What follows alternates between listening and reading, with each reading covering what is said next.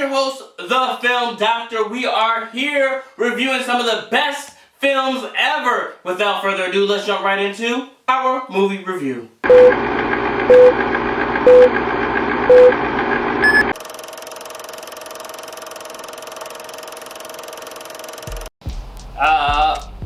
60 Days In, Season 7.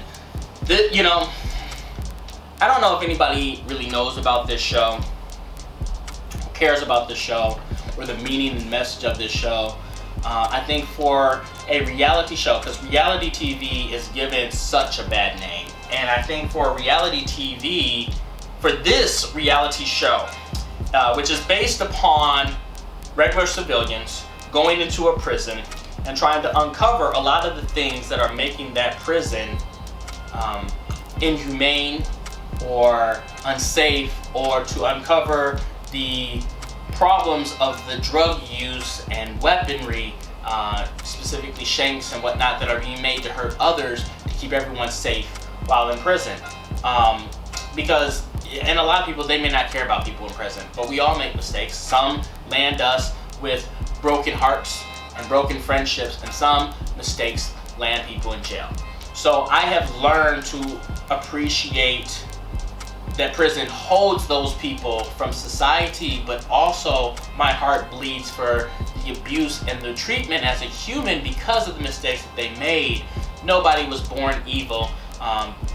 Many are molded into that, and it's not really even by a poverty kind of thing. We have evil people that are rich. So this show really has so many messages and meaning to me. For somebody that, when I was first told about it, I binge watched 6 seasons, the first 6 seasons of this show in like a week and a half. I mean, I was going in. It was amazing.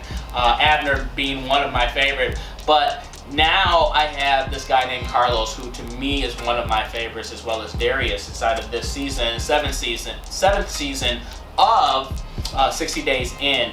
This show took a little bit of a turn. Instead of it being, 6, 7 civilians or whatever it was that went in here that are just normal people, these were civilians who were formerly incarcerated, which really steps up the game.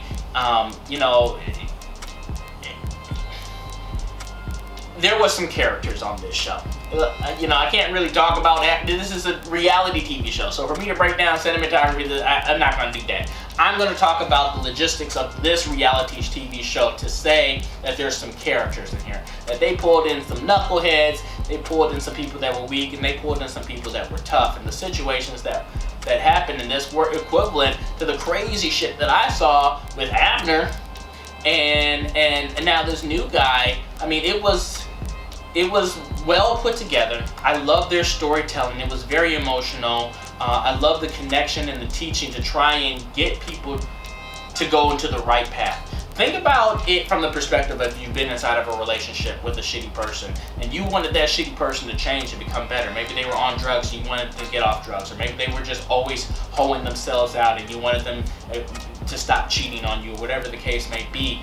This is something where these people that made mistakes, we had other people that have been in that same predicament. It wasn't just a random civilian that's going in there trying to uncover stuff. This was something where you had people that were where these people were, that are trying to inspire these people and also better the system.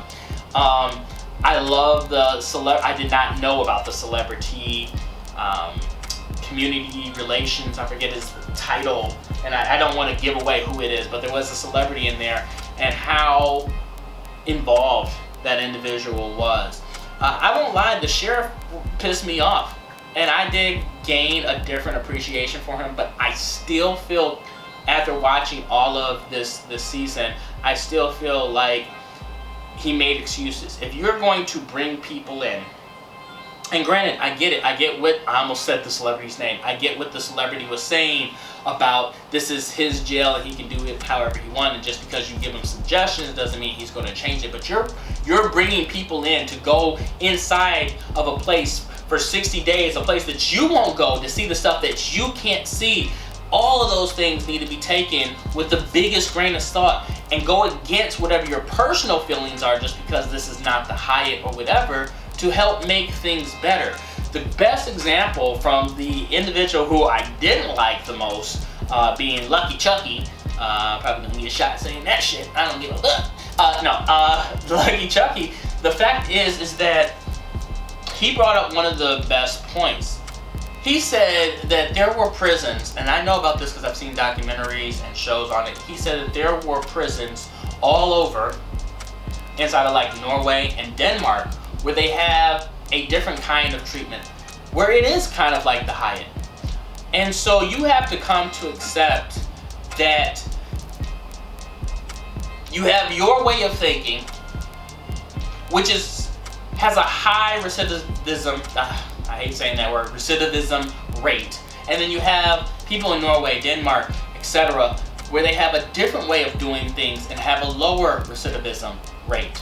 And say that 5 times fast, by the way. Recidivism rate, whatever. So the thing is that I really understand, and I've seen how they live and how that's different. You have people that are going insane and aren't treated humanely. You don't even know that they're not being treated humanely over here.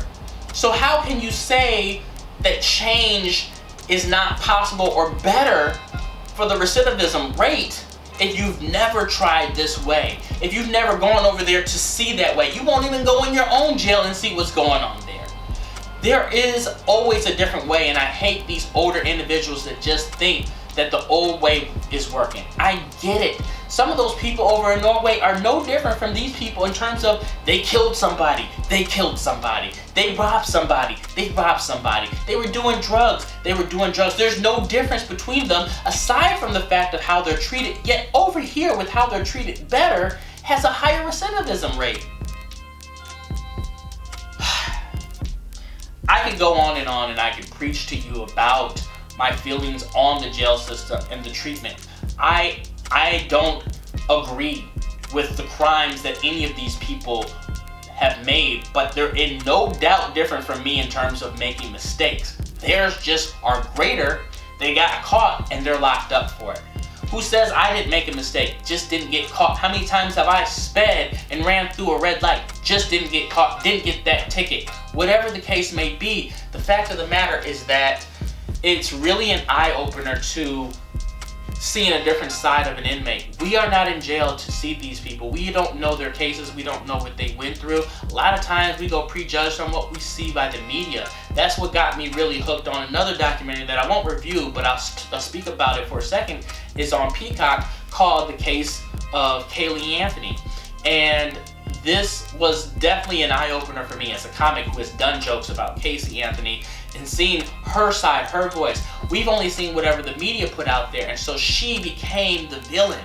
So we're quick to judge. We're quick to judge a book by its cover, and I think that this show really is an eye-opener to all these different people. I feel bad for them. I understand that they come from a different life that has put them inside of a gang, or they want to be tough and this, that, and the other. You know, a lot of people say I wouldn't last in there. You know, first of all, I'll admit it. I probably wouldn't.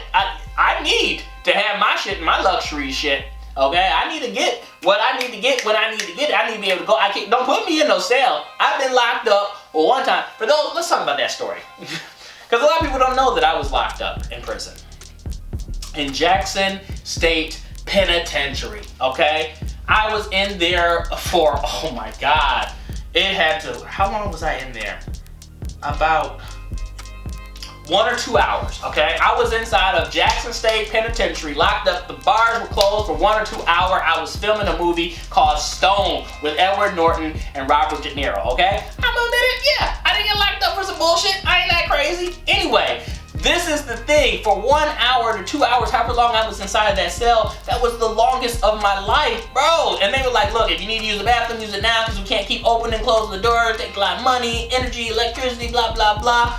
The bathrooms in there don't work, so you need to use it before. I was like, oh, it'd be cool, bro. I was in there for an hour or two. I was sweating. I'm just like, bro, let me out. I didn't even do it. Like, I really felt I was an inmate in this bitch for a long time. Okay? It was crazy. But I felt like my freedom had been taken from me. I couldn't even imagine. That was 1 or 2 hours. Imagine in one day. I would have lost my fucking mind, okay? Then there are people that get put in the hole. There are people that just get abused and don't get the things that they need to. Then you have all these other people. I remember when I went to go film that movie, and 2 more stories on this, because these are all funny things. I went to go film that. They put us inside of jumpsuits. And there was another background artist. He went out to his car inside of his clothing to go get a pack of cigarettes or whatever. The producer comes in and he's like, whoever went out to their car, don't do that again. Nobody leave the premises because we just got word that they almost shot him because they thought a prisoner was escaping. Craziest shit I've ever heard in my whole life. I was like, look, all of this fake. I'll take off this wardrobe. Look, don't shoot me over me going to my car for some shit, okay?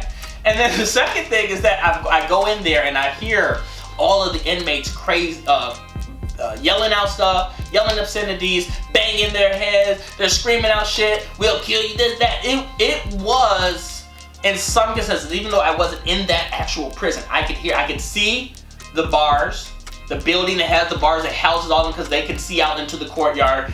I could hear all of the screaming in there. I was that close to where I could hear everything that was going on.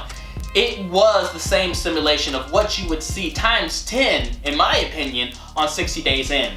So it was a rough lifestyle that you see. It was great messages. It was stories for each individual and all the individuals in general within storytelling.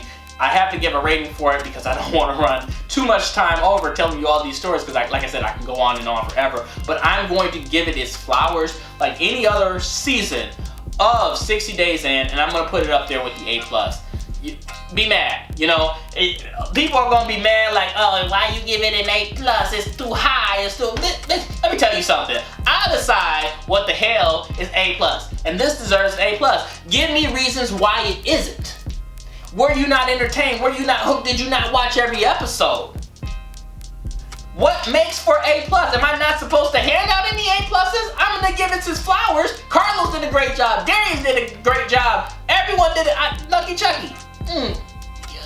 Watch the aftermath, okay? It's like Jerry Springer on cocaine, okay? That's all the fuck I'm gonna say. That's all I have for you guys today. Please don't forget to like, comment, and subscribe. Hit that bell, do all that jazz. Type it in on the keyboard, maybe type a little note to a picture of Lay, send it on its way. Put a message in the bottle, throw it in the water, let it reach our shores.